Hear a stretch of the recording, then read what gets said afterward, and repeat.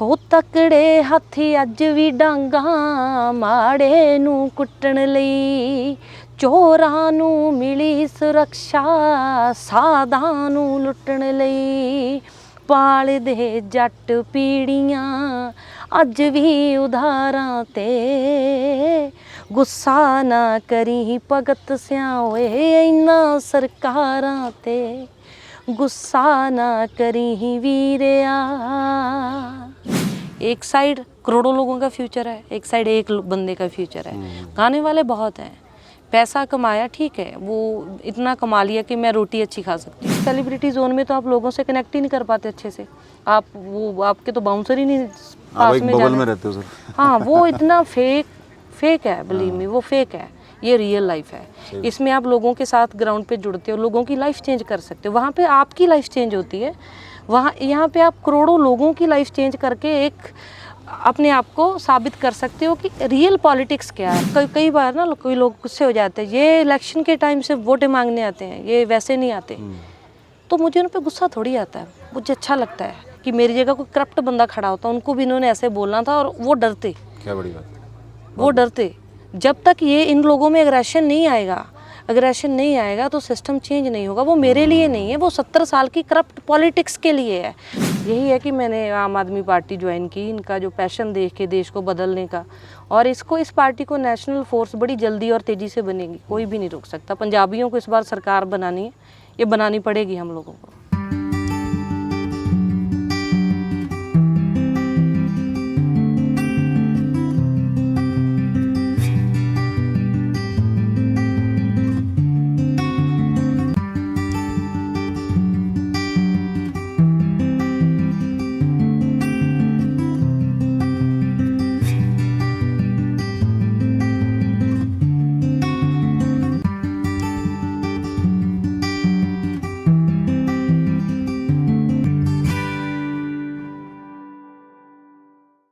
आज हमारे साथ अनमोल जी हैं। अनमोल जी, हम आपकी कॉन्स्टिट्यूंसी में हैं, पंजाब आना हुआ हमारा आपके बदौलत, बड़े मुद्दत बाद आना हुआ, अपने घर जैसा लगता है। तो कैसे राजनीति में आना हुआ आपका, कैसे मन किया कि गायकी और आर्ट लिटरेचर से अचानक राजनीति को चूज़ करना बड़ा चैलेंजिंग नहीं है? जी, सबसे पहले आपका हम स्वागत करते हैं हमारे एरिया में, हल्का में। और पॉलिटिक्स ऐसे है कि आज जब से आम आदमी पार्टी आई है तो यूथ को थोड़ा सा आशा दिखी कि हम भी वहाँ पे आम घरों के बच्चे हैं, आम घरों के लोग। अरविंद जी ऐसे अन्ना आंदोलन के पहले वो स्ट्रगल कर रहे थे कि आपको गली गली में जाके बता रहे थे कि आप कितना टैक्स पे करते हैं, आप क्या डिज़र्व करते हो, आपके राइट्स क्या हैं। तो वो जो उन्होंने आम लोगों के बच्चों को उठा के बनाया और ईमानदारी से काम किया, तो हमारा जो यूथ का पहली बार इंटरेस्ट बना पॉलिटिक्स में। और अच्छा प्लेटफॉर्म है जहाँ पे आप ईमानदारी से अच्छे लोगों की लाइफ चेंज कर सकते हैं। पॉलिटिक्स का यहाँ पे मतलब सेवा है, यही कारण है। इंटरेस्ट पहले भी था लेकिन कोई पार्टी नहीं थी। जी, आपने 13 साल की उम्र में लंदन में एक प्राइज़ जीता, बड़ा सरप्राइजिंग है। क्या था वो इवेंट? वो था वर्ल्ड फोक डांस कंपटीशन था, और उसमें सभी कंट्रीज़ के फोक डांसर्स थे। हमारा भांगड़ा गया था पंजाब से, मैं कैप्टन थी टीम की। तो वहाँ पे हमने फर्स्ट प्राइज़ लिया पूरे वर्ल्ड के फोक डांसर्स में, पंजाब का फोक फर्स्ट आया। वहाँ पे BBC पे अच्छा सभी जगह उन्होंने अप्रिशिएट भी किया हमें, अच्छा था वो। स्कूल की तरफ से गए थे आप? स्कूल की तरफ से, पंजाब की तरफ से एक्चुअली, पंजाब की टीम थी पूरी। हाँ जी।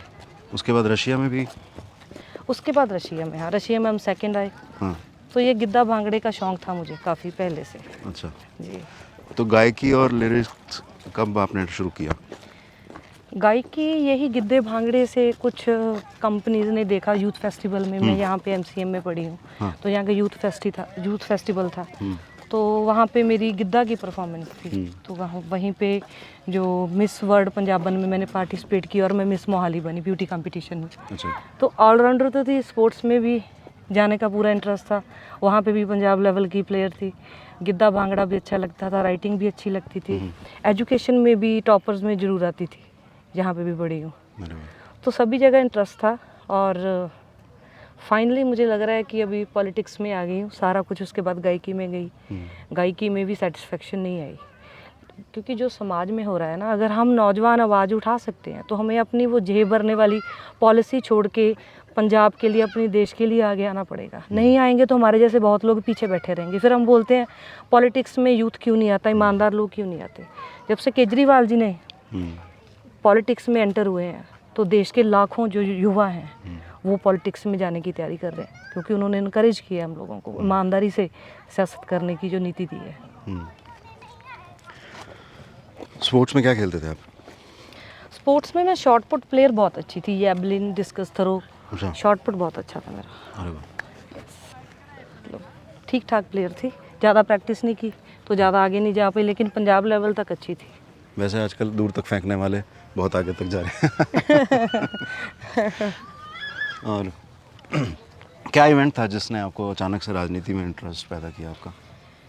एक्चुअली ये ऐसा नहीं है कि कुछ सडन हुआ और मैं पॉलिटिक्स में आई। बचपन से ना मैं थोड़ा सा सोसाइटी को लेके सोचना कि ये गलत हो रहा है, जो मम्मी से क्वेश्चन करना कि मम्मी ये पॉलिटिशियन किसके लिए बनते हैं, क्योंकि बचपन में कुछ बातें नहीं भी पता होती।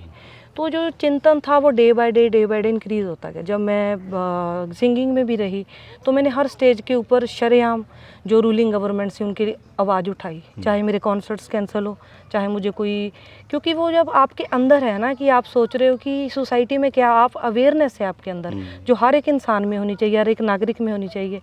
वो चीज़ क्या थी कि वो जा नहीं रही थी, सेटिस्फेक्शन नहीं आ रही थी कि पैसा कमा के क्या करेंगे जब सोसाइटी पीछे है, जब एरिया ही सुंदर नहीं है, जब कोई फैसिलिटीज़ नहीं है, लोगों के पास बेसिक्स नीड्स उनकी पूरी नहीं हो रही। तो हम आम घरों के बच्चों को, युवाओं को पॉलिटिक्स में उतरना बहुत ज़रूरी है, क्योंकि वहीं पे जाके कई लोग बोलते हैं कि पॉलिटिक्स में सबसे बड़ा काम ही आप पॉलिटिक्स में कर सकते हो, आपके पास लोगों का टैक्स है, आप लोग रूल्स मेकर हो, आप रूल्स क्रिएट कर सकते हो, लोगों को एक गाइडेंस अच्छी दे सकते हो। तो ब्यूरोक्रेसी से लेके नीचे जितनी करप्शन चलती है, अगर पॉलिटिशियन ऊपर ठीक है, मुझे नहीं लगता कि सिस्टम ख़राब हो सकता है, क्योंकि करप्ट सिस्टम बाद में होता है, सबसे पहले पॉलिटिशियन करप्ट होता है। तो अच्छे लोगों को आना ज़रूरी है। मैं नहीं बोलती कि मैं अच्छी हूँ, लेकिन कोशिश कर रही हूँ कि ईमानदारी से सारा काम करेंगे। जैसे अरविंद जी की सोच है, उनके साथ जुड़ के अच्छे से सोसाइटी में कुछ चेंज लेके आएंगे। जी, बहुत बड़ा सपना है। तो एज अ महिला राजनीति में होना कितना मुश्किल है? देखिए, महिला होने के आपको, अगर आपकी सोच अच्छी है ना तो फिर आप ये बाउंड्री क्रॉस कर देते हो। अच्छा। महिला और पुरुष की, जब आपकी सोच है, आपके जवाब हैं, ये आपके साथ खड़े, शायद पुरुष को वो बात ना है जो आप महिलाओं के बोल सकती हो। एक तो सबसे बड़ी जो बंदे की सोच है, आपके ख्याल कितने बड़े हैं, वो मैटर करते हैं।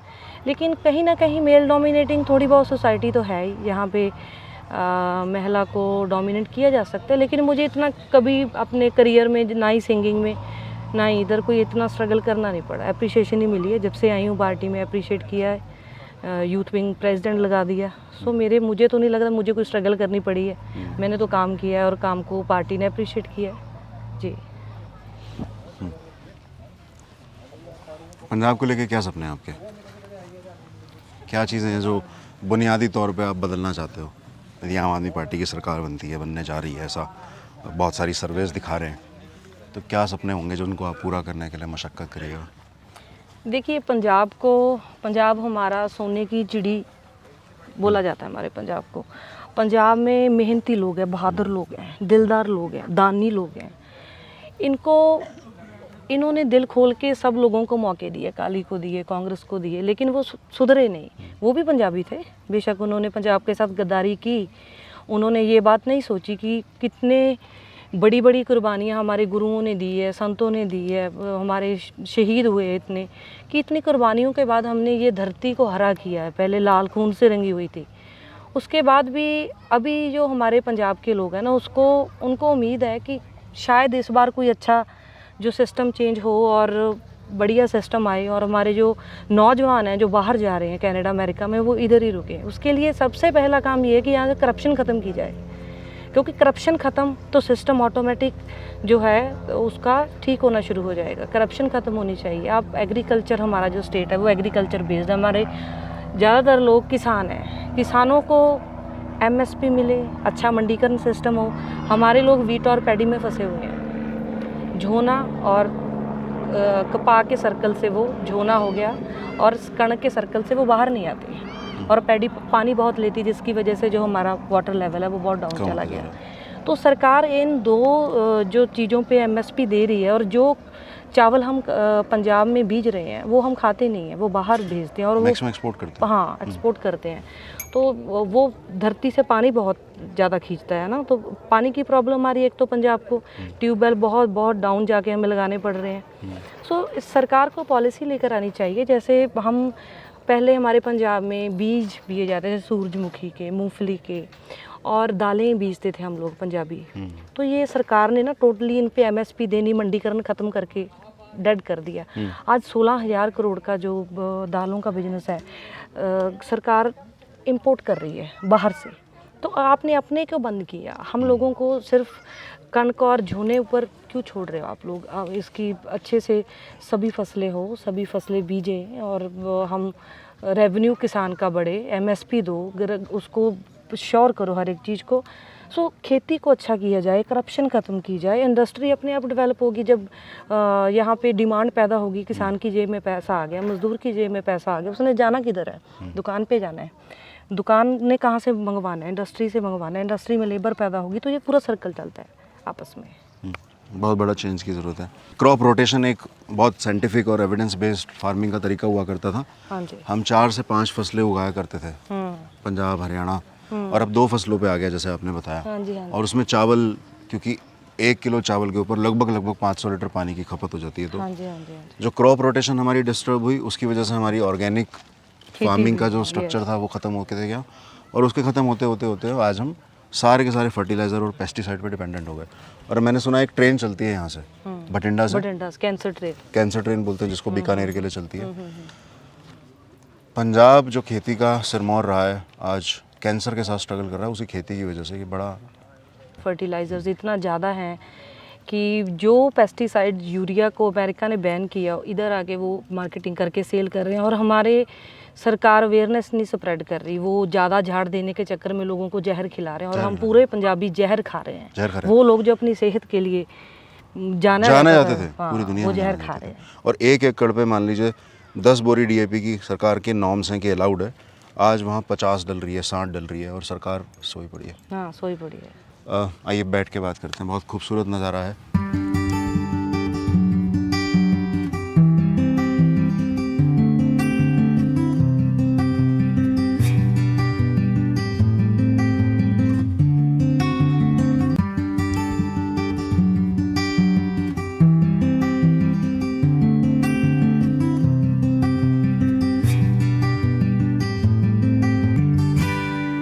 बात कर रहे थे कि कैसे पंजाब की ज़मीन में पेस्टिसाइड और फर्टिलाइज़र्स ने इस तरह से जहर घोल दिया कि अब यहाँ से भटिंडा से जो एक ट्रेन चलती है बीकानेर के लिए, उसका नाम कैंसर ट्रेन है।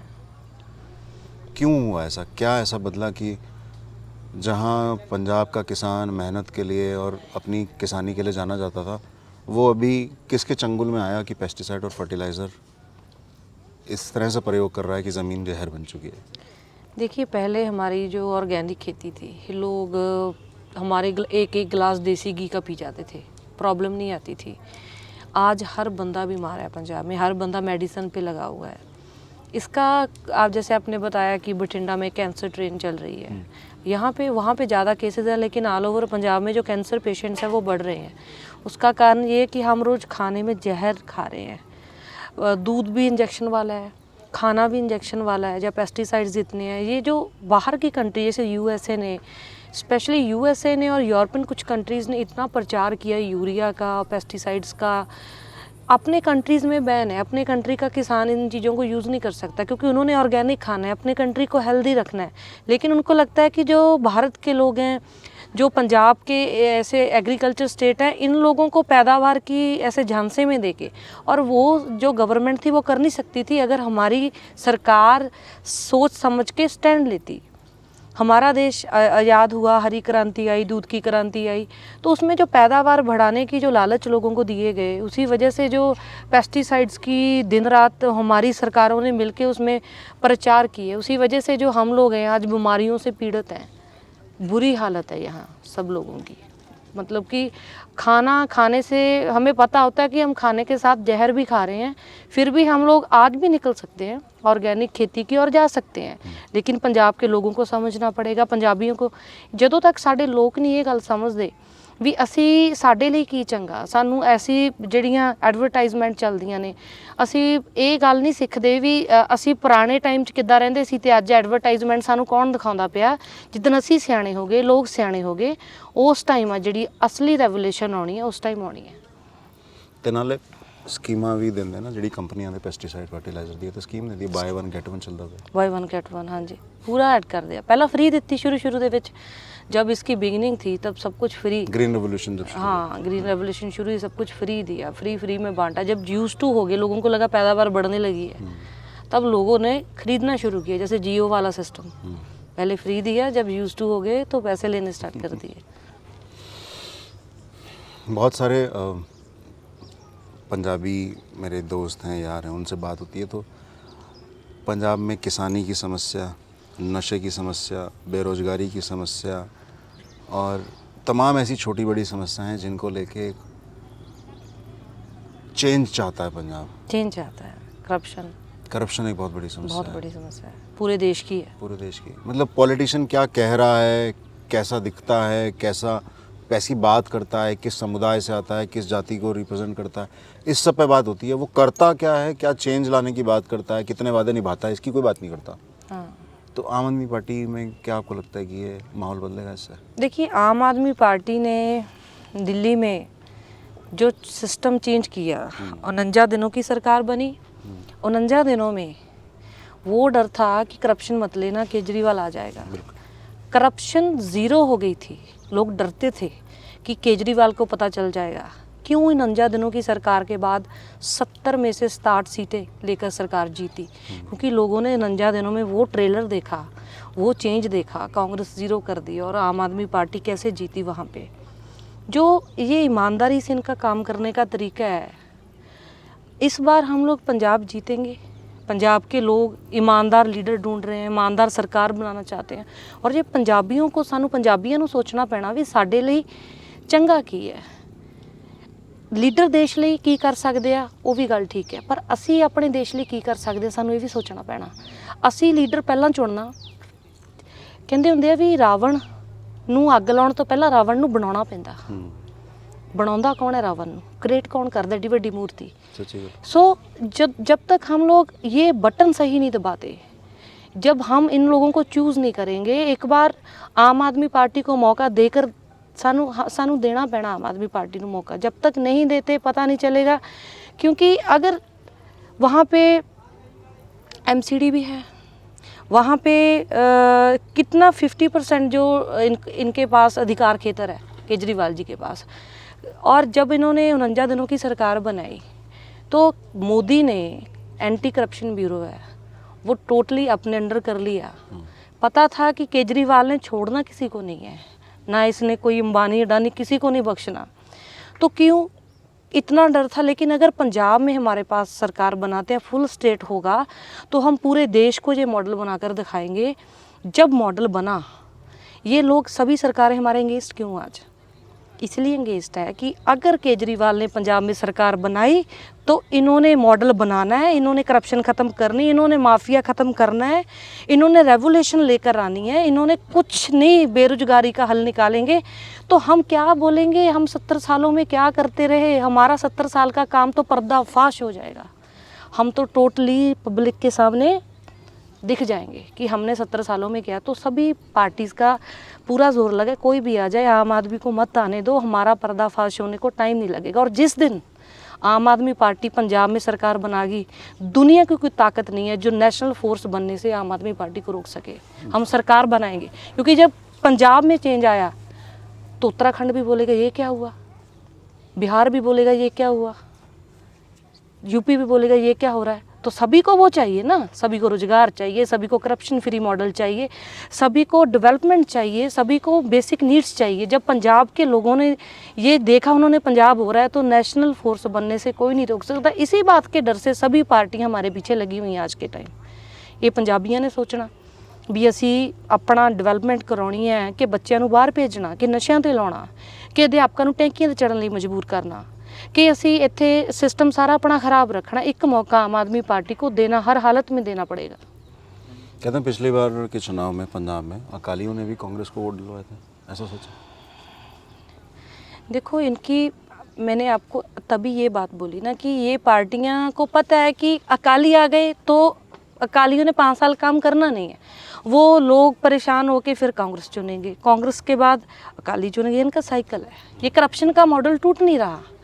जब तक 2 करप्ट पार्टी हैं उसमें से तीसरी ईमानदार पार्टी नहीं आती, तब तक कोई सोसाइटी चेंज नहीं हो सकती लोगों को। और अभी आप देखो कितने इनका काम करने का ढंग देखो, आम आदमी पार्टी से केजरीवाल के काम करने के तरीके को देख के ये लोग अभी अपने काम करने का तरीका चेंज कर रहे हैं। ये हमारी प्राप्ति है। स्वास्थ्य की बात करने लगे, स्वास्थ्य की बात करने लगे हैं, ये सब बातें करने लगे हैं। और हमारे ये ऐसे भी कि केजरीवाल ये फ्री दे रहे हैं, केजरीवाल वो फ्री दे रहे हैं, ये फ्री क्यों? फ्री लोगों का पैसा है, हम लोग टैक्स दे रहे हैं। मैं पूरे हमारे जिन्ने पंजाब दे लोग हैं मैं उन्होंने ये कहना चाਹੁੰਦੀ ਹਾਂ ਵੀ फ्री नहीं सोचना कि कोई कुछ ਸਾਨੂੰ फ्री दे सकਦਾ। ਅਸੀਂ टैक्स पे कर, ਅਸੀਂ प्रीपेड ਕਰਦੇ ਆ, ਅਸੀਂ ਸਭ ਕੁਝ पे ਕੀਤਾ ਹੋਇਆ ਆਲਰੇਡੀ। ਸਾਨੂੰ ਉਹਦੇ ਇਹੋ ਜਿਹੀ ਕਿਹੋ ਜਿਹੀ ਸਰਕਾਰ ਆ ਜਿਹੜੀ ਤੁਹਾਨੂੰ ਐਜੂਕੇਸ਼ਨ, ਬਿਜਲੀ, ਹੈਲਥ ਸਿਸਟਮ ਇਹ ਚੀਜ਼ਾਂ फ्री नहीं दे सकਦੀ। ਤੁਹਾਡਾ ਡਿਵੈਲਪਮੈਂਟ ਵੀ ਤਾਂ ਕਰਨੀ, ਉਹਦੇ ਉੱਤੇ ਤੁਹਾਡਾ ਪੈਸਾ ਲੱਗਣਾ। ਇਹ ਬੇਸਿਕ ਨੀਡਸ ਤਾਂ ਪਾਣੀ ਹੋ ਗਿਆ 20,000 ਲੀਟਰ ਦਿੱਲੀ 'ਚ फ्री ਹੈ, ਬਿਜਲੀ ਫਰੀ ਆ, ਲੋਕਾਂ ਦੇ ਲੱਖਾਂ ਲੋਕਾਂ ਦੇ ਘਰਾਂ ਦੇ ਵਿੱਚ ਬਿਜਲੀ ਦੇ ਬਿੱਲ ਨਹੀਂ ਆ ਰਹੇ, ਲੋਕਾਂ ਦੇ 20 ਲੱਖ ਦੇ ਆਪਰੇਸ਼ਨ ਫਰੀ ਨੇ, ਮੁਹੱਲਾ ਕਲੀਨਿਕ ਖੁੱਲੇ ਹੋਏ, ਜੇ ਤੁਹਾਡੇ ਟੈਸਟ ਫਰੀ ਨੇ, ਡਾਕਟਰ ਬੈਠਾ, ਤੁਸੀਂ ਸਾਰਾ ਆਪਣਾ ਉੱਥੋਂ ਮੈਡੀਸਨ ਫਰੀ ਵਿੱਚ ਲੈ ਸਕਦੇ ਹੋ। ਅਮਰੀਕਾ ਦਾ ਨਿਊਜ਼ਪੇਪਰ ਦਾ ਵਾਸ਼ਿੰਗਟਨ ਪੋਸਟ ਉਹ ਕਹਿ ਰਿਹਾ ਕਿ what America can learn from Delhi's Mohalla's clinic. दुनिया का सब तो पावरफुल कंट्री, जिसका कंट्री का ऐसे माना जाता है कि इनसे ऊपर, इस कंट्री के सिस्टम से ऊपर कुछ नहीं, वो बोल रहे हैं अमेरिका का फेल्ड सिस्टम दिल्ली के मोहल्ला फ्री मोहल्ला क्लिनिक से क्या सीख सकता है? क्या ये प्राप्ति नहीं है? आज तक किस दुनिया के ऐसे पॉपुलर न्यूज़पेपर ने हमारे इंडिया के किस कोने के लिए बोला है कि ये चीज़ हो जाए? और अमेरिका के प्रेसिडेंट की धर्मपत्नी, द फर्स्ट लेडी, वो इंडिया आ रही है, उसने बोला मैंने इंडिया आके स्कूल देखना है। तो हमारे देश के प्राइम मिनिस्टर ने उनको एक स्कूल दिखाया, वो स्कूल किसका था? केजरीवाल का। वो केजरीवाल का स्कूल था। तो ये हमारी प्राप्ति है। मोहल्ला क्लिनिक की अमेरिका में बात हो रही है, हमारी हैप्पीनेस क्लासेस की कैरिकुलम की अमेरिका में बात हो रही है, जो दुनिया का सबसे पावरफुल कंट्री है।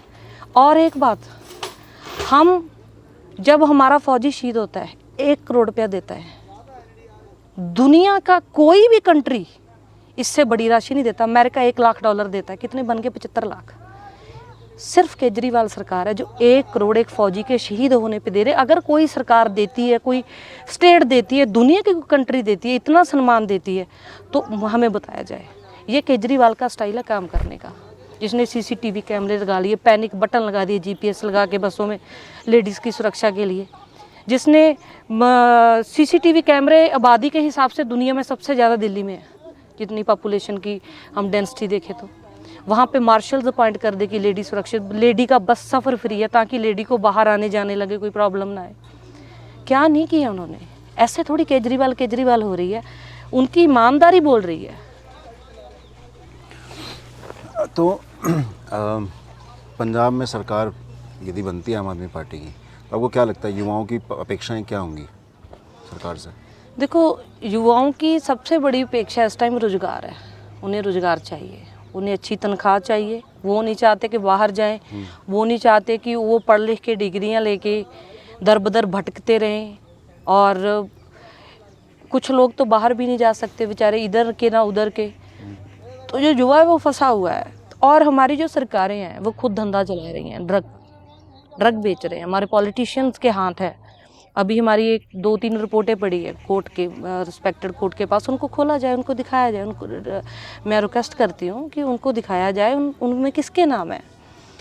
तो ये जो धंधा चला, नौजवानों से रोज़गार छीना गया, डेवलपमेंट बंद की गई, खेती बाड़ी को ठप किया गया, MSP 2 फसलों से ज़्यादा किसी पे देते नहीं है, और स्वामीनाथन रिपोर्ट को लागू नहीं करते। स्वामीनाथन जिसका कम से कम हमें 3,000 तक कनक का रेट मिलेगा, उसके अकॉर्डिंग सभी फसलों पे MSP दी जाए। तो ये जो सारा सिस्टम होगा ना, जैसे फसलों पे एमएसपी की रोजगार पैदा हो जाएगा, जो हमारे लेबर है उनका बढ़ेगा, इंडस्ट्री लगेगी तो वहाँ पे रोजगार मिलेगा, कुछ और डेवलपमेंट प्रोजेक्ट्स लेकर आओ। नीयत चाहिए, नीति चाहिए, सब पॉसिबल है। बंदे के पास काम करने की शिद्दत चाहिए, उसको पता है मरना है, साथ में कुछ नहीं लेकर जाना, ना ही अगले जन्म में कुछ लेकर आना है, सोने की रोटी नहीं खानी, और 4 बंदे उठाएंगे सभी को।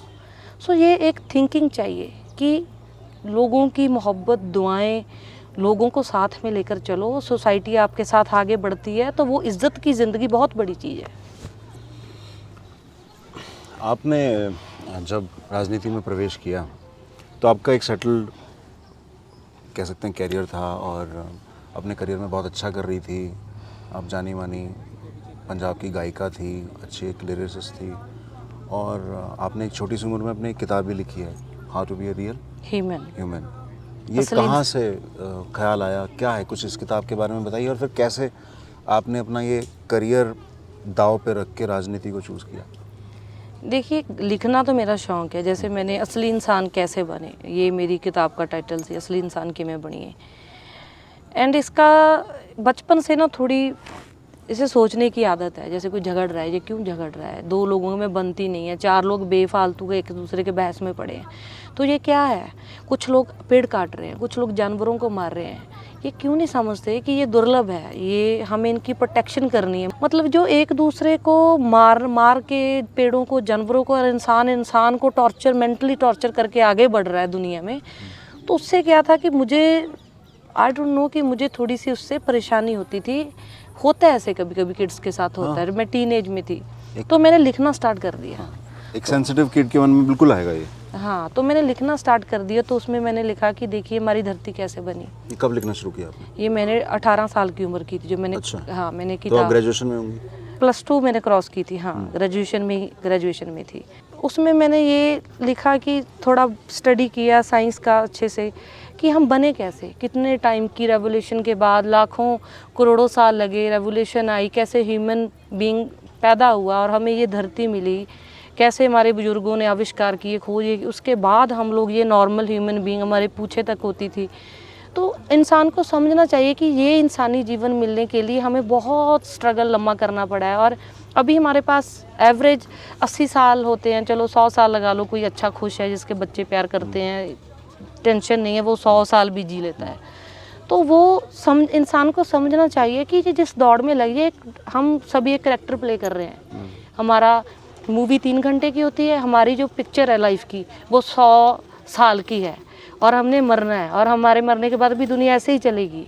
और जितना टाइम आप जीते हो, कुछ ऐसा कर जाओ कि आपकी सोच जिंदा रहे, आपकी जो ख्याल, आपने किसी की हेल्प की।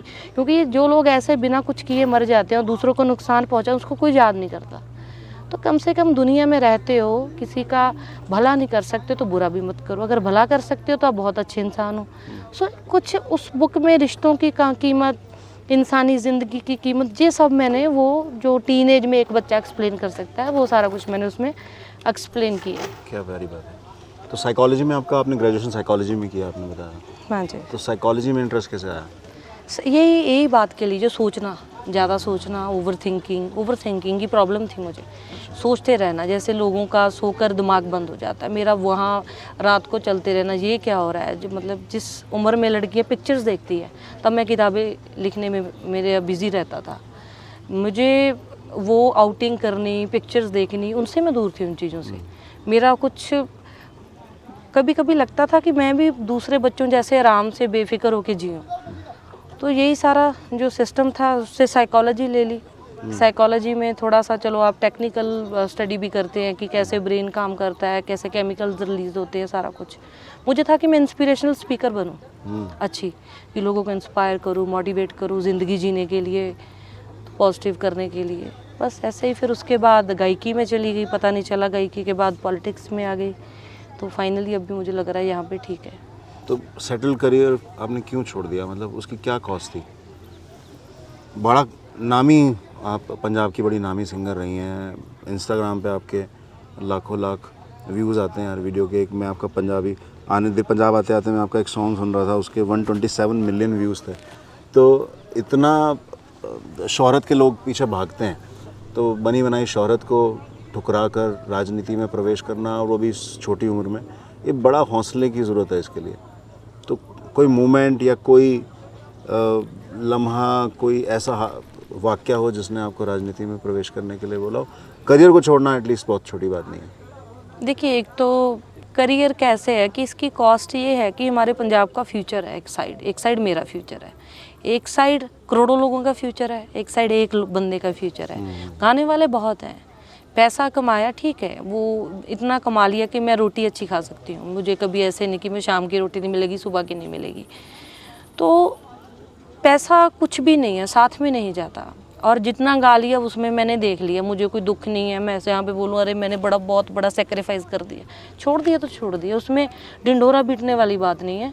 ये भी अच्छा है, इसमें आप लोगों, मैं अभी आपने देखा कि लोग पूछते हैं, बुलाते हैं, शाम तक लोगों को प्यार लेती हूँ, वो बहुत बड़ी बात है।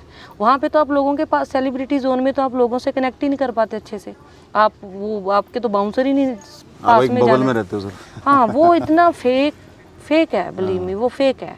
ये रियल लाइफ है, इसमें आप लोगों के साथ ग्राउंड पे जुड़ते हो, लोगों की लाइफ चेंज कर सकते हो। वहाँ पे आपकी लाइफ चेंज होती है, वहाँ यहाँ पे आप करोड़ों लोगों की लाइफ चेंज करके एक अपने आप को साबित कर सकते हो कि रियल पॉलिटिक्स क्या है। रियल मुझे सिर्फ ये दिखाना था कि पॉलिटिशियन कितने काम कर सकता है, कितना इन लोगों के पास पैसा होता है पब्लिक का, और ये कैसे अपने बैंकों में जमा करते हैं। अभी फ्री देने की लोगों को उनका पैसा वापस दे रहे हैं, अच्छी बात है कि या वही पैसा इन पॉलिटिशियन के बैंक खातों में जाए, वो अच्छी बात है। सही बात है। हाँ जी। पंजाब समझ रहा है आपके सेक्रीफाइस को। आप अपनी कॉन्स्टिट्यूंसी में जब लोगों से मिलते हो, यूथ से मिलते हो, उनको उनकी आंखों में वो जज्बा, वो प्यार, वो एक रिस्पेक्ट मिलती है कि आप अपना सेटल करियर छोड़ के राजनीति में कुछ उनके लिए करने आए हो? देखिए, पंजाब के लोग फ्रस्ट्रेट हैं, वो उस दिन समझेंगे जब मैं यहाँ पे इस बार इलेक्शन जीत के काम करूँगी। काम करके फिर लोग कई बार ना कोई लोग गुस्से हो जाते हैं, ये इलेक्शन के टाइम से वोटें मांगने आते हैं, ये वैसे नहीं आते। तो मुझे उन पे गुस्सा थोड़ी आता है, मुझे अच्छा लगता है कि मेरी जगह कोई करप्ट बंदा खड़ा होता, उनको भी इन्होंने ऐसे बोलना था, और वो डरते। क्या बड़ी बात, वो डरते। जब तक ये इन लोगों में एग्रेशन नहीं आएगा तो सिस्टम चेंज नहीं होगा। वो मेरे लिए नहीं है, वो 70 साल की करप्ट पॉलिटिक्स के लिए है। तो मैंने ऐसे केस देखे जो भड़के हैं और बाद में मेरे को हक करके वो फूट कर रहे हो वो लोग। मैं जब पकड़ती हूँ कि अम्मा मेरे पे एक बार विश्वास करो, मैं आपकी बेटी हूँ, मैं करके दिखाऊंगी, मुझे एक मौका देना है, मत देना उसके बाद। तो वो पंजाब के लोग उस टाइम सब मानेंगे जब मैंने काम किए, यहाँ पे रेवोल्यूशनरी काम किए, सिस्टम चेंज किया, लोगों को बेटर लाइफ दी, बेसिक नीड्स दी, डेवलपमेंट करवाई, तब लोग बोलेंगे हाँ उसने सेक्रीफाइस करके लड़की ने इधर चुना। अभी तो ऐसा भी लगता है कि शायद कोई लालच हो। हाँ, पॉलिटिक्स का इमेज क्या है आपको पता है ना पंजाब में। जी, पंजाब में नशे की एक समस्या बहुत ज़्यादा फैली हुई है, और पंजाबी सॉन्ग्स का, पंजाबी कल्चर का कहीं ना कहीं ऐसा माना जाता है कि हम पंजाबी लोग शराब को, नशे को अपने कल्चर का हिस्सा मान चुके हैं। इसको कैसे देखते हो आप? देखिए, ये तो पूरा भारत मानता है कुछ चीज़ों को, तो हर चीज़ की एक हद होती है ना, हम किसी को रोक नहीं सकते, जिसका मन है नहीं। लेकिन जो ये ड्रग्स आ रही हैं, सिंथेटिक ड्रग्स आ रही हैं, या किसी भी, अल्कोहलिज्म भी बैड थिंग है, और जो ड्रग्स हैं ये हमारी जो नौजवानों की लाइफ स्पैन को छोटा कर रही है, उनकी मेंटल एबिलिटीज़ को खा रही है, उनके घर को खा रही है। वो ऐसे नहीं पता कि कौन से गैंग ग्रुप में, गैंग वॉर में चला जाए। वो जो क्या आजकल हीरोइन आती है, चिट्टा बोलते हैं पंजाब में, वो आता है। तो ये जो लोग स्मगलिंग कर रहे हैं इन चीज़ों की, मेरी कॉन्स्टिट्यूंसी खरड़ है, इसमें गलियों में ना शरेआम नशा बिकता है। अच्छा। तो मेरे पास लोग आते हैं कि ऐसे मैडम भी नशा बिक रहा है, शरेआम बिक रहा है, और पुलिस का हाथ है। पुलिस का हाथ ऐसे है कि पॉलिटिशियन ने बोला है कि इसको कुछ नहीं बोलना, करने दो।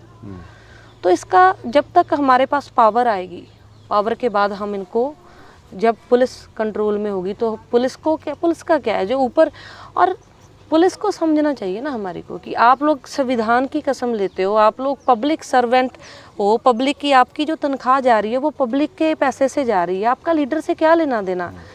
ठीक है जी। मैं कुछ एक इंसिडेंट ज़्यादा आ रहा है मुझे, सेकेंड वर्ल्ड वॉर में नाजीज़ ने यहूदीज़ पर टॉर्चर किया था बुरी तरीके से, है ना, बहुत बुरा टॉर्चर किया। उनको मारा पीटा, कैंप्स लगाए, वहाँ पे मेंटली टॉर्चर करते थे। और जब इसका बाद में कोर्ट्स ने डिसाइड किया तो वहाँ की कोर्ट्स ने बोला कि अगर आपको जो वो बोले कि हमें बड़े ऑफिसर ने ऑर्डर दिया, हमें इन्होंने ऑर्डर दिया, ये लोग, हिटलर भी था उस टाइम में, तो उन्होंने बोला कि कोर्ट्स ने बोला कि अगर आपको कोई रॉन्ग ऑर्डर दे रहा है वो आप मान नहीं सकते। आप लोगों को सर्व करने की कसम खाते हो, लोगों को प्रोटेक्शन देने की कसम खाते हो।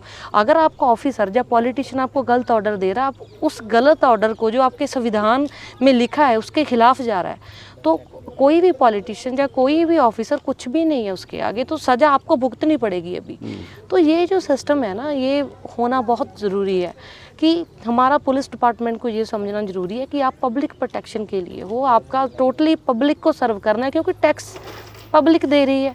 देखो, एक पब्लिक अपना नुमाइंदा, लाखों लोग, एक पूरे पंजाब में करोड़ों लोग अपना एक चीफ मिनिस्टर चुनते हैं, और बाद में चीफ मिनिस्टर आंखें दिखा रहा है करोड़ों लोगों को कि आप भाई, आप लोगों ने मुझे वोट भी दिया, आप लोगों ने मुझे टैक्स दिया, नोट भी दिया, अभी मैं आपकी मानूंगा नहीं। मैं इसी पुलिस को, जिसको आप लोग टैक्स दे के तनख्वाह दे रहे हो, जिनके थाने वर्दी तक सब कुछ लोगों के जेब में से जा रहा है, मैं नहीं, इन्हीं से आपको डंडे पड़वाऊंगा, अभी मैं बॉस हूँ, अकेला बंदा। और ये क्या सिस्टम, तो देखो तो सही ना किस कदर जो हमारे लोग बागी हो चुके हैं। करोड़ों लोगों की पेश ही नहीं चलने देते, क्योंकि वांट रखते हैं वो धर्मों के, जाति के, नस्ल के, इन आधार पे पॉलिटिक्स चल रही है। सभी को डिवाइड कर लेंगे, इलेक्शन आएगी जोड़ तोड़ लगाएंगे, कहाँ पे कितना, कहाँ पे कितना। सिर्फ हमारी पार्टी है जो ये बोलती है कि काम किया तो वोट डालना, वरना मत डालना, यही हमारी पॉलिसी है। इसी वजह से आपने बोला कि आपने पॉलिटिक्स कैसे चूज़ किया, इसी डायलॉग पे चूज़ किया मैंने कि ये, क्योंकि पहले मैंने देखा पार्टी बनी, मैंने देखी केजरीवाल जी की स्ट्रगल सिर्फ अन्ना आंदोलन से वो स्टार्ट नहीं हुए, उनकी पहले की स्ट्रगल थी, वो गली गली में जाके वो प्रचार करते टैक्स के लिए, खंभों पे चढ़ जाते थे, ये सब कुछ हुआ। उसके बाद मैंने देखा पार्टी बनी, ठीक है, उसके बाद मैंने देखा काम हो रहे हैं, ठीक है, उसके बाद मैंने देखा कि 30,000 करोड़ का बजट 60,000 करोड़ पे चला गया है। क्या की रिपोर्ट है कि सिर्फ पूरे इंडिया में सिर्फ एक स्टेट है जो बेनिफिट में, सरप्लस बजट में जा रही है। और मोदी बोल दे ना कि अगर काम किए तो वोट डालना, नहीं किए तो मत डालना। हाँ, ठीक बात, कोई नहीं बोल सकता जी। यही है कि मैंने आम आदमी पार्टी ज्वाइन की, इनका जो पैशन देख के देश को बदलने का, और इस पार्टी को नेशनल फोर्स बड़ी जल्दी और तेज़ी से बनेगी, कोई भी नहीं रोक सकता। पंजाबियों को इस बार सरकार बनानी है, ये बनानी पड़ेगी हम लोगों को। अपनी टैटू लगाया हुआ, उस पर लिखा your only limit is you. Yes. ये कहाँ से इंस्पिरेशन था? ये ऐसे ये इंस्पिरेशन देती है ये चीज़ मुझे, कॉलेज मैंने लाइफ में बनवाया था ये, कि आपने कहाँ तक जाना है, ये इसकी आपके दिमाग में जो पिक्चर चल रही है वही डिफाइन करता है। आपने कहाँ तक जाना है वो दुनिया तय नहीं कर सकती। आपका इरादा, एम, मोटिव क्या है, ये आपने सोचना है। आपने सोचा है मैंने इंस्पेक्टर बनना है लाइफ में, तो इंस्पेक्टर बनोगे। आपने सोचा मैंने डीजीपी बनना है, तो वो आपको ले जाएगी ज़िंदगी वहाँ पे। एम बड़ा करो, गोल बड़ा करो आप। बड़ी प्यारी बात है। 13 साल से आपने एक तरह से पब्लिक लाइफ में कदम रख दिया, आपने, भले वो आर्ट एंड कल्चर के माध्यम से हो, लिटरेचर के माध्यम से हो, फिर गायकी के माध्यम से हो, और अब राजनीति के माध्यम से हो। कैसी है पब्लिक लाइफ? थकाती है, सताती है, अकेलापन है, या एंजॉय करते हो? अकेलापन तो बिल्कुल नहीं है। सेलिब्रिटी जोन में अकेलापन है, वहाँ पे लोगों को लगता है पता नहीं क्या है, ये ऐसे है, लेकिन उनकी लाइफ में टोटली अकेलापन होता है, मोस्ट ऑफ द पीपल। और इसमें तो अकेलापन कहाँ पे है, इसमें तो आपको हर टाइम पब्लिक में, यहाँ पे उठ के वहाँ पे जाएंगे तो कोई ना कोई ज़रूर, मतलब नींद अच्छी आती है, थकावट तो होती है ऑब्वियसली। हम सुबह 8 बजे से लगते हैं और रात को 12 बज जाते हैं, लोगों के फंक्शन अटेंड करने, लोगों को डोर टू डोर जाके कैंपेन करनी, और इतनी लोगों की यहाँ पे प्रॉब्लम्स हैं, वो देख के वो आ जाता है, थोड़ी थकावट होती है कि कितना ज़्यादा। अभी ग्राउंड पे जाते हैं ना, तो एक एक जगह पे जाते हैं, लोगों ने ये देखो कि यहाँ पे नए गांव में एक नदी को सुखा के शामलाट की ज़मीन बेच दी है। लोगों के घर बने हुए हैं। अभी क्या है, उनको बोला गया है कि आप घर ये तोड़ो, नहीं तो हम तोड़ेंगे और पैसे भी लेंगे तोड़ने के, और वो 10-10 साल से उधर रह रहे हैं। फिर क्या है कि जो जेसीबी ले जाते हैं कि घर तोड़ने लगे हैं, और जो हमारा लोकल पॉलिटिशियन है वो आगे आके खड़ा हो जाता है कि मैं प्रोटेक्ट कर रहा हूँ, ये घर टूट जाएंगे, मेरे को वोट डालना। इतना लोगों को टॉर्चर किया हुआ है इधर। यहाँ पे गांव में पानी नहीं है, लोगों के गांव में बसें नहीं जाती। खरड़ इतना बड़ा सिटी जहाँ यहाँ पे पॉपुलेशन बहुत ज़्यादा है, वहाँ पे बस स्टैंड नहीं है, छप्पड़ इतने गंदे हैं, इतने डेंगू की प्रॉब्लम फैल रही है पूरे एरिया में ये। और ये सिर्फ एक गांव की बात नहीं है, पूरे पंजाब का इशू है। स्पेशली यहाँ पे जो शाम लाटों की ज़मीनें, जैसे ये हम बैठे हैं आज, नया गांव का एरिया है, तो नए गांव में तो इन्होंने इतनी हद तक करप्शन की हुई है कि नए गांव को, लोगों को इनको दबा के रखा हुआ, अपने अच्छे अच्छे फार्म हाउस क्रिएट किए हुए हैं लोगों को। इसको टूरिस्ट प्लेस देखो कितना अच्छा बनाया जा सकता है, कितने लोग हैं, कुछ है ही नहीं इधर, लोग नहीं है और इतना ब्यूटीफुल सीन है। सो इसको अच्छा डेवलपमेंट किया जा सकता है अगर सरकार चाहे, सब कुछ पॉसिबिलिटी है।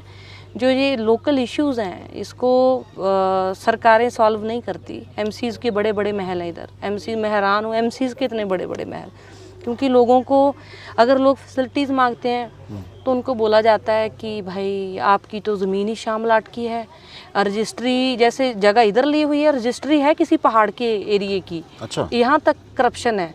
और जब वो बोलते हैं कि हमें बिजली, वो बिजली भी खंबे खुद लगवा रहे हैं, वो पानी का सिस्टम खुद कर रहे हैं, वो सड़कें गलियाँ खुद बनवा रहे हैं लोग, और पानी का सिस्टम खुद कर रहे हैं। उनको जब वो कंप्लेंट डालते हैं, बोलते हैं आपका तो एरिया इलीगल है, रजिस्टर्ड नहीं है, ये नहीं है, वो नहीं है। चलो सारा कुछ ठीक है और लोगों ने मान रखा है। मैं अभी 1-2 दिन पहले गई, मैंने काफ़ी टाइम बैठी रही, तो मैंने कहा फिर एमसी कैसे इलेक्ट कर रहा है इधर से, वोट कैसे बनी हुई है आप लोगों की? एमसी क्या हुआ? एमसी जो म्यूनसिपल कमेटी है ना, हाँ जी, हाँ जी, अच्छा। तो वो कैसे, वो नॉमिनेट कैसे हो गए इस एरिया से? अगर ये इलीगल एरिया है, यहाँ से आप लोगों को टैक्स कलेक्ट कर रहे हो, तो एमसी कैसे बन रहा है? फिर तो इस एरिया के, इलीगल एरिया का तो एमसी भी नहीं होना चाहिए। तो इतनी शरेआम करप्शन है, इतनी मतलब कि आप सोच ही नहीं सकते, इतनी करप्शन है जिसकी कोई हद ही नहीं है। ऐसे ही बेच रहे हैं, पहाड़ों की ज़मीनें बेच रहे हैं, नदियों को सुखा के बंद मार के गांव बना दिया गया है। रोज जितने टोटल नेचुरल रिसोर्सेज हैं उनको बंद किया जा रहा है। गांव में पानी नहीं आ रहा है, 70 साल हो गए अभी तक हमें बेसिक फैसिलिटीज़ नहीं मिली। ये अगर हम ये काम करते हैं, ये रेवोल्यूशनरी काम तो मुझे लगता है नहीं होगी, ये तो ज़रूरत है उनकी, बेसिक कम्युनिटीज़ है। यस, 10-11 महीने से किसान बैठे हैं दिल्ली की सरहद पे और पश्चिमी उत्तर प्रदेश में आंदोलन चल रहा है। चारों तरफ देश के किसान की बात हो रही है। एक कानून को बस विड्रॉ करने की मांग है उनकी। पंजाब से वो आंदोलन चला, आज पूरे देश में उसकी आवाज़ है, लेकिन सरकार है कि उसको कुछ सुनाई नहीं दे रहा। क्या मैसेज है एज अ पंजाबी आप सरकार तक पहुँचाना? देखिए हम जो पंजाबी लोग हैं ना, हमारा काम ही खेती बाड़ी है। मोस्ट ऑफ दी जो हमारी इकोनॉमी, इंडस्ट्री चलती है ज़्यादातर खेती बाड़ी बेस्ड है।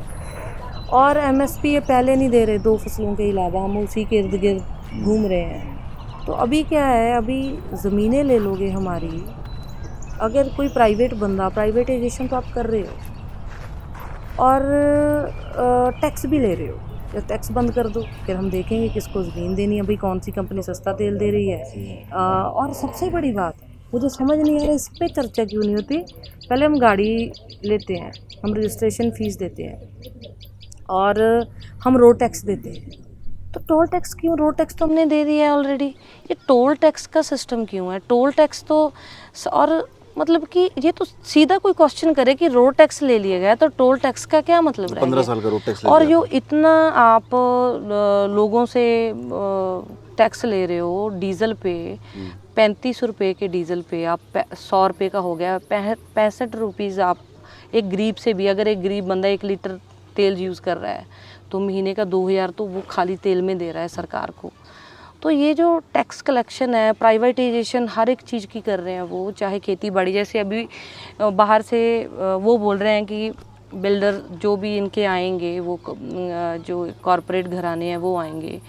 तो एक जो बिजनेसमैन है उसने ये देखना है कि मैंने सामने वाले को कम पैसे दे के अपना मुनाफा कैसे करना है, तो हमारी खेती डेवलप कैसे होगी। आप टोटली प्राइवेट सब कुछ कर रहे हो और टैक्स भी ले रहे हो, ये तो कोई मैच नहीं हुआ ना। या तो आप प्राइवेटाइजेशन मत करो। तो ये जो सिस्टम है, एमएसपी देनी नहीं है और एमएसपी की गारंटी लिख के नहीं देनी। कैसे बोल रहे हैं कि हम देंगे, हमने कब मना कर दिया, हमने कब वापस ले ली। आपने बिहार में क्या हाल किया है, मंडीकरण सिस्टम ख़त्म करके बिहार का कूड़ा कर दिया पूरे का पूरे का। तो किसान रो रहा है, किसान बिहार के ज़मीनों वाले किसान हमारी जगह मजदूरी कर रहे हैं। बिल्कुल ठीक है। तो ये इस बातें मोदी सरकार को समझनी चाहिए। कोई भी प्रधानमंत्री करोड़ों लोगों से बड़ा नहीं है। आप लोग की गाड़ी, आपका हवाई यात्रा, आपका विदेश यात्रा, आपका सारे का सारा सिक्योरिटी सिस्टम हम लोगों के टैक्स में से जा रहा है। आप करोड़ों लोगों से, करोड़ों किसानों की आवाज़ से खाली खुद क्यों तानाशाह बन के बैठे हुए हैं? आप ये देखो कि जो दूसरे देशों में तानाशाह पैदा हुए, उनका नतीजा क्या निकला। आप क्यों इतने लोगों की बद्दुआएं ले रहे हो? अरे भाई अभी सुनो ना, सुनो किसानों की सुनो। वो बैठे हैं लाखों की गिनती में, अलग अलग सूबों से आए हुए आपके दर पे बैठे हैं, दिल्ली में बैठे हैं, शहीद हो गए हैं 700 किसान। कितनों की शहीदी और चाहिए? आपके मंत्रियों के बेटे कुचल कुचल के किसानों के ऊपर गाड़ियां चढ़ा रहे हैं, कोई गोली मार रहा है। ये क्या हो गया देश में? ये मोदी को, हमारे देश के प्रधानमंत्री को इसके भुगतान करना पड़ेगा। इनकी सत्ता जाने वाली है, अभी इनकी सत्ता जाएगी, सत्ता तो जाएगी, लेकिन जो अपराध किए हैं उसकी भी सज़ा मिलेगी। उम्मीद है कि पंजाब फिर से देश में सोने की चिड़िया बनेगी और आप सब लोग मिलकर जो आगे पंजाब को लेकर जाने की एक दृढ़ निष्ठा रखते हैं, उसके लिए रीढ़ की हड्डी बनेंगे इस पंजाब की, जी पंजाब के लिए। आज का समय आपने निकाला, बहुत शुक्रिया। और हम लोग अभी तक दिल्ली के एमएलए से और दिल्ली के हमारे लीडर से बात कर रहे थे। आज पहली बार आपसे मेरा इंट्रोडक्शन हुआ और आपसे पहली बार बात हुई हमारी।